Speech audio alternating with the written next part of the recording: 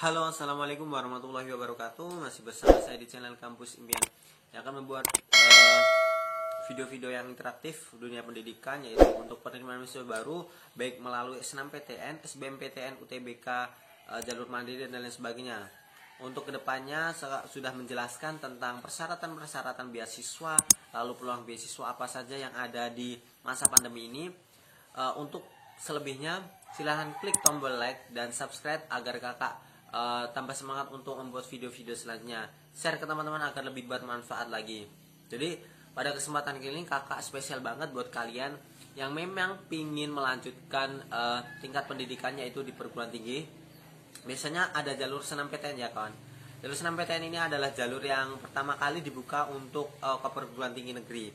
Jadi banyak sekali persiapan-persiapan yang harus kalian ketahui. Langsung saja untuk tips dan persiapan apa saja yang kalian harus persiapkan dari sekarang. Yang pertama adalah NISN, nomor induk siswa nasional. Perlu kalian ketahui, NISN yang ada sekarang ini bisa jadi kalian itu menjadikan NISN double. Artinya kalian mempunyai NISN yang terdaftar itu ada dua. Nah, untuk NISN yang dua ini kalian harus menghapus salah satunya, karena itu untuk mempengaruhi kalian diterima di suatu perguruan tinggi negeri.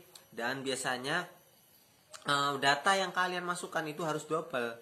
Maka dari itu silahkan kalian yang pertama itu kalian harus tentukan NISN kalian itu ada berapa. Nah, untuk NISN nanti kakak next selanjutnya insya Allah akan kakak bahas tuntas tentang NISN, bagaimana cara menghapusnya. Dan untuk kalian yang memang benar ingin melanjutkan di perguruan tinggi ataupun lain sebagainya, untuk masalah NISN silahkan kalian konsultasi dengan pihak sekolah. Jadi biasanya ada sih yang paradigma bahwa sekolah yang dinaungi oleh Kemenak seperti MA itu tidak diterima di perguruan tinggi negeri. Tidak salah itu, karena yang mempengaruhi adalah portofolio, raport, dan NISN ini juga mempengaruhi juga. Tidak harus muluk-muluk dari SMA itu diterima di perguruan tinggi negeri, tetapi sekolah yang ada di bawah naungan Kemenak itu juga bisa lolos gitu. Peluangnya sama saja kan, tetapi paradigma yang sekarang yang dibangun sekarang adalah siswa yang diterima di SNMPTN itu hanya dari golongan SMA saja, tidak. Yang selanjutnya ada NISN adalah salah satu wajib sekolah yang di bawah naungan Kemenak itu biasanya jarang lolos. Itu salah. Jika ada masalah dalam NISN itu segera kalian laporkan kepada pihak sekolah, karena pihak sekolah juga ada yang namanya NPSN, nomor pokok sekolah nasional. Nah, ini harus sinkron antara NISN, nomor induk siswa nasional. Oh iya, NISN itu kepanjangan dari nomor induk siswa nasional. Jadi kalian sudah terdaftar sebagai siswa nasional se-Indonesia. Jadi tiap-tiap siswa itu mempunyai yang namanya NISN. Nah, jalur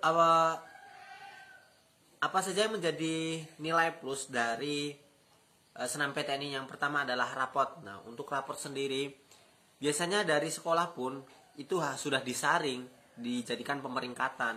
Kalian dari semester yang dihitung itu dari semester 1, 2, 3, 4, dan 5 itu kalian nanti dikumpulkan lalu di rankingan di sekolah bahwa siapa saja yang cocok dan lolos untuk ke pemeringkatan nasional di seleksi nasional masuk perguruan tinggi negeri yang jalur undangan biasanya kalian dengar gitu kan.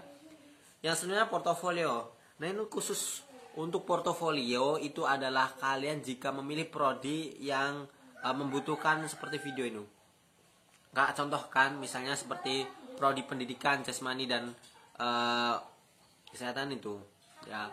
Penjas itu membutuhkan yang namanya portofolio. Bisa kalian cantumkan apa kalian membuat video dan membuat sebuah PPT itu. Bisa juga kalian biasanya memilih prodi pendidikan seni, itu juga membutuhkan portofolio yang nantinya itu akan menjadi jembatan kalian untuk diterima di SNMPTN. Sedikit mungkin next video selanjutnya kakak juga punya teman yang lulus di jalur SNMPTN prodi pendidikan jasmani. Nah, itu insya Allah kakak akan review tentang dia bagaimana sih kemarin tipsnya dan lolos di SNMPTN. Yang selanjutnya, portofolio itu jangan diremehkan, karena itu menjadi salah satu jembatan kalian untuk diterima. Misalnya nih, kalian pendidikan jasmani, kalian tidak menampilkan portofolio, otomatis kalian tidak akan diterima. Nah, perlu juga, ini sudah tercantum sertifikat. Nah, untuk sertifikat perlu kalian siapkan. Bagaimana jika tidak mempunyai sertifikat, itu akan tetap menjadi sebuah peluang buat kalian yang memang benar-benar ingin melanjutkan.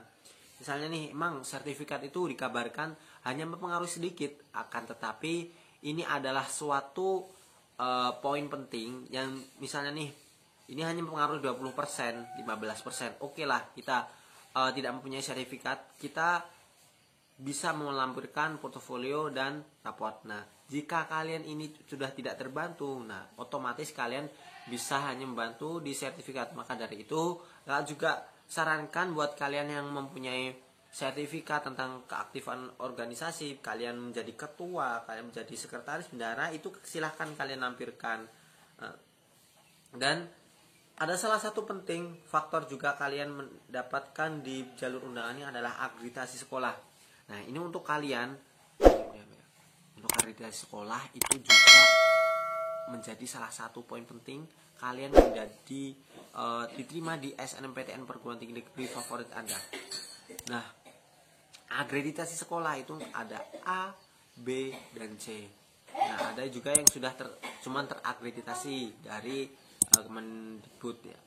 Ini yang A ini menjadi salah satu peluang kalian. Misalnya nih, untuk yang akreditasi B itu menjadi sebuah peluang hanya 40 siswa. Nah, untuk akreditasi A itu menjadi peluang 60 siswa. Nah, ini kebetulan juga jadi antara siswa dan sekolah itu harus sinkron. Jadi harus mempunyai sirkulasi yang jelas bagaimana kalian untuk meningkatkan prestasi dan memajukan sekolah kalian. Cukup sekian video kakak kali ini. Silahkan apabila ada pertanyaan silahkan tulis kolom komentar.